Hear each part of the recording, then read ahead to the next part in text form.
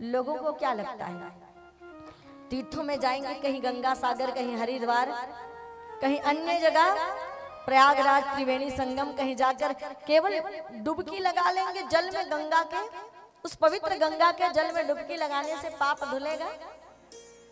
बिल्कुल भी संभव नहीं है कि आप जल में डुबकी लगाएं और आपके पाप धुल जाए। ऐसी मान्यताएं आप अपने मन से निकाल दीजिए कि डुबकी लगाकर पाप धुल जाएंगे। डुबकी लगाने से पाप कभी नहीं धुलते हैं। कि तीर्थों का सेवन करने के लिए भी हमें आना चाहिए। आप डुबकी लगाएंगे, शरीर और मन थोड़ी देर के लिए शांत हो जाएगा। गंगा एक पवित्र नदी है और उस गंगा की नदी में उसकी पवित्रता को धारण करते हुए जब आप डुबकी लगाओगे तभी आपका पुण्य बढ़ेगा और आपके पाप धुलेंगे।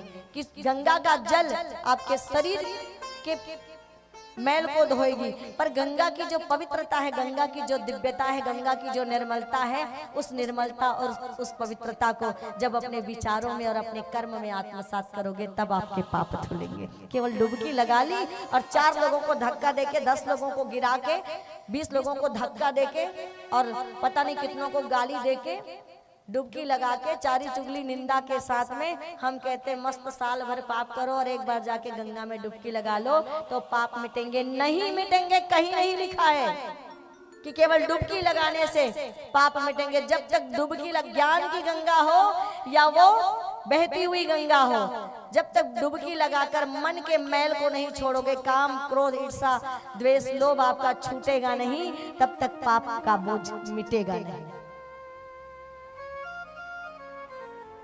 छोटे छोटे बच्चों को लेके 144 साल बाद, अरे भैया कुंभ के समाप्ति के बाद भी अगर जाओगे ना, वो वही गंगा है, वही त्रिवेणी है।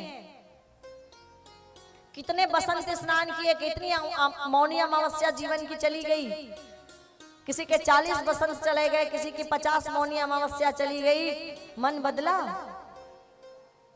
मन बदला, विचार बदले। आज भी सास बहू को लड़ती है, बहू सास को लड़ती है, पड़ोसियों की निंदा चुगली होती है, स्वार्थ पड़ता हावी है, 2 नंबर की कमाई चल ही रहा है। ये जो बड़े बड़े लोग जाते हैं ना, बड़ी बड़ी सुविधाओं के साथ लग्जरी से कार में, उनको देखकर खुश मत होना।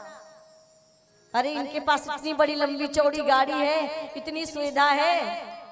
ये सारी जितने लग्जरियस जीवन वाले हैं ना, कुछ का ईमानदारी का होगा, सब बेईमानी की कमाई का है बाकी, है ना।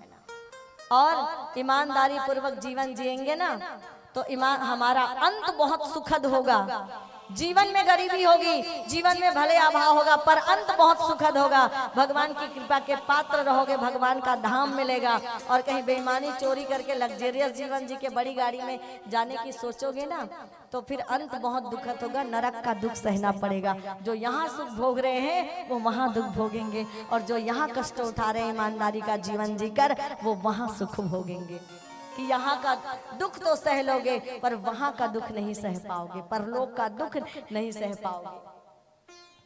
इसलिए डुबकी लगाने के पीछे मत भागिए, है ना।